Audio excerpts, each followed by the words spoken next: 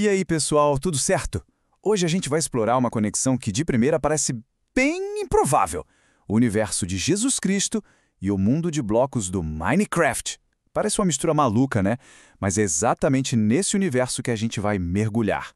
Pois é, essa é a grande questão, não é mesmo? Como que um jogo sobre quebrar e construir com blocos pode ensinar alguma coisa sobre conceitos espirituais tão profundos? Parece que não tem nada a ver, mas é exatamente isso que a gente vai desvendar agora.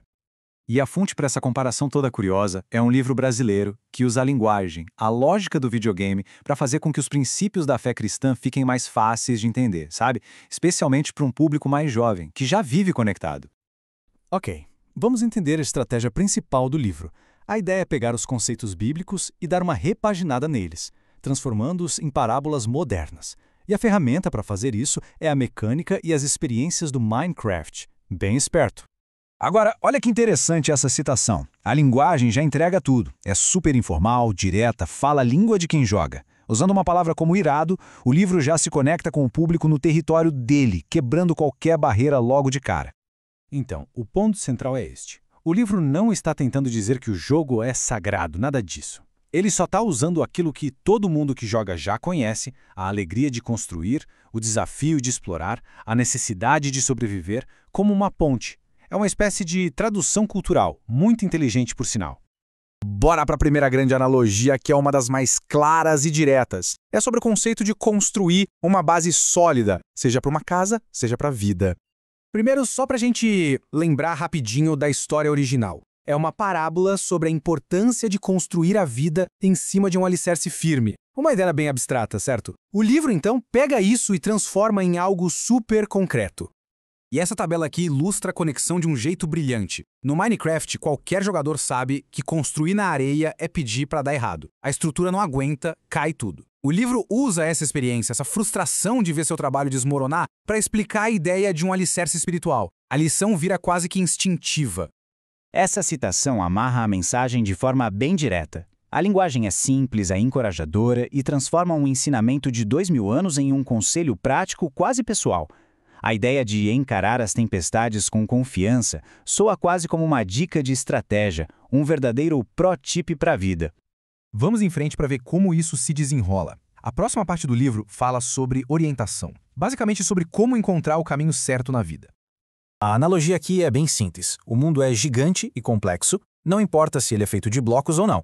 É preciso ter as ferramentas certas para não se perder. E é aí que o livro apresenta o que ele chama de kit de ferramentas espirituais.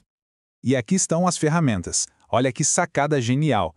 Cada conceito teológico abstrato vira um item do jogo. A Bíblia não é só um livro, é uma tocha que ilumina o escuro.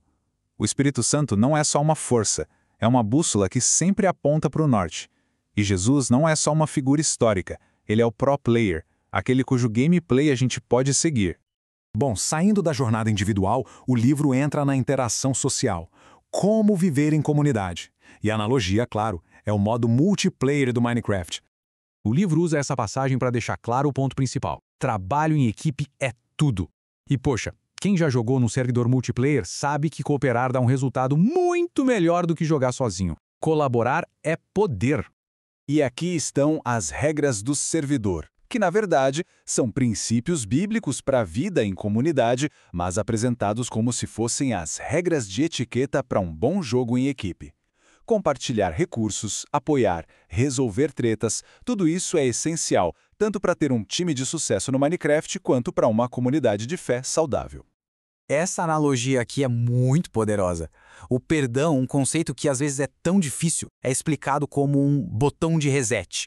No jogo, quando alguma coisa quebra, dá para consertar, dá para reconstruir. O livro aplica essa mesma lógica para os relacionamentos, fazendo a ideia de um recomeço parecer algo muito mais palpável, sabe? E menos assustador. A última grande analogia do livro fala sobre propósito e legado, colocando lado a lado as conquistas temporárias do jogo com a ideia de uma vida eterna. A premissa aqui é que toda a criação no Minecraft, por mais incrível que seja, é temporária.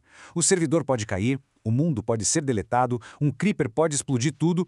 O livro usa exatamente essa sensação de que tudo pode acabar para introduzir a ideia de algo que seria permanente. Este slide deixa a comparação super clara. As conquistas no jogo são importantes, dentro do jogo. Mas, segundo o livro, os tesouros no céu, tipo atos de amor, de bondade, têm um valor que vai além do jogo da vida aqui na Terra. É um convite para focar num legado que dura. E para dar mais força a essa ideia de permanência, o livro cita a promessa de um lar celestial. A passagem fala sobre um lugar sendo preparado, uma construção definitiva que cria um contraste enorme com os mundos temporários e que vivem mudando do Minecraft. Chegando ao fim da nossa análise, o padrão fica bem claro, né?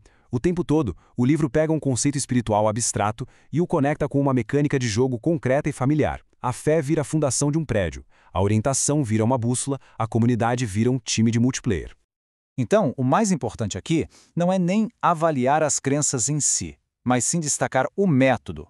O que a gente vê é um exemplo muito legal de comunicação.